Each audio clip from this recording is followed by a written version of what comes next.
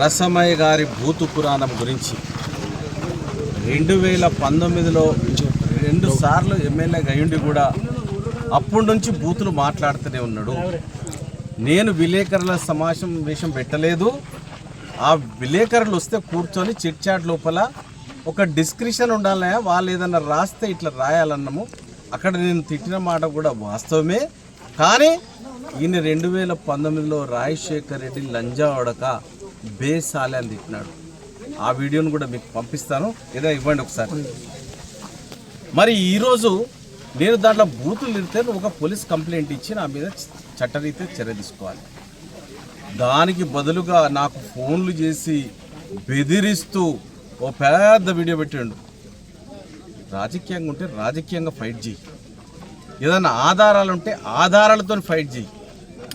అంతేగాని మా అమ్మ ఊడ్చేదైతే నన్ను ఉత్తముని తయారు చేసిందిరా, యూజ్లెస్ ఫెలో. మా అమ్మ చెప్పులు కుట్టేదైతే నన్ను ఉత్తమునిగా ఒక డాక్టర్గా తయారు చేసింది, ఒకరిని లాయర్గా తయారు చేసింది, ఒకరిని బ్యాంక్ ఎంప్లాయీగా తయారు చేసింది, ఒక క్యారెక్టర్ నొల్లం. నేను కాదు, నా ఇంట్లో ఎవ్వరు కూడా మందు కానీ లిక్కర్ కానీ ఏది మా ఇంట్లో తాగరు. నేనే కాదు, మా అన్నదమ్ములు అందరం కూడా. ఇట్లాంటి చిల్లర పనులు చేసే అలవాటు లేదు. బట్ట కాల్చి మీదేస్తా అంటే ఊరుకునేది లేదు. రసమై నీకు ఏ విధంగా శాస్త్రి చెప్పాలో నువ్వు రా, అమెరికా నుంచి వచ్చిన తర్వాత నీకు చెప్పేదే చెప్తాం. దీని విషయమే పోలీసుకు కంప్లైంట్ చేయడం జరిగింది. 20 రోజులుగా వాళ్ళు ఇన్వెస్టిగేట్ చేస్తూ ఉన్నారు. ఈయన వాయిసేనా అని ఫారెన్సిక్కు పంపించినారు. నిర్ధారణ చేసుకున్న తర్వాత కేసు కట్టినారు. మొన్నటి రోజు కేసు కట్టిన తర్వాత వాళ్ళే రిలీజ్ చేసినారు, మేము రిలీజ్ చేయలే. ఈయన దానికి అటు ఎడిట్ చేసి చేస్తానన్నారు. మొత్తం పెట్టినావు కదా నువ్వు, అందరికీ ఏం తిట్టినావో అంటే ఇట్లా బూతులు తిట్టుకుంటూ అందరిని బెదిరించుకుంటూ ఎవరు ఫోన్లు చేస్తే ఎవరు ప్రెస్లో మాట్లాడితే వాళ్ళకు రాత్రిపూట వాట్సాప్ కాల్ పోవడం. ఈసారి బిడ్డ ఒక్క వాట్సాప్ కాల్ ఒక్క కార్యకర్త గనక వచ్చిందో నువ్వు వచ్చిన తర్వాత చెప్తాం ఇవ్వండి. కాబట్టి దయచేసి మేమందరం కూడా ఈరోజు పోలీస్ కంప్లైంట్లు ఇవ్వడం జరిగింది.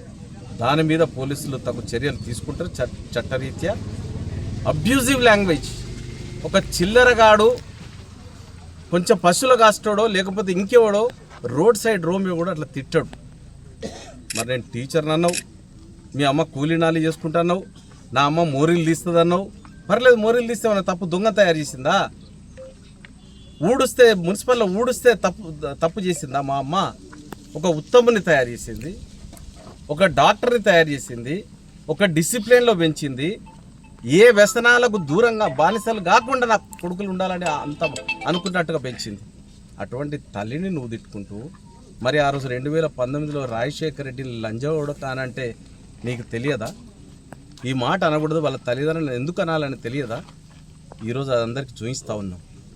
మరి నీకు ఆ అధికారం ఉన్నదా? నన్ను అడిగే అధికారం ఉన్నదా? ఇప్పుడు నేను తిడితే నువ్వు తిట్టకుండా ఉంటే నేను ఇట్లాంటి భాష ఉపయోగించానయా, నేను ఇట్లాంటిది ఉపయోగిస్తానని నా మీద కంప్లైంట్ చేయనుంటుంది.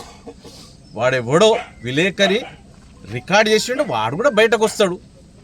ఈరోజు నువ్వు వేరే వాళ్ళ పేరు మీద పెట్టి ఆయన నాకు పంపించిండు అన్నావు కదా, ఆయన రికార్డింగ్ కూడా మేము పోలీస్ స్టేషన్లో ఇస్తాం.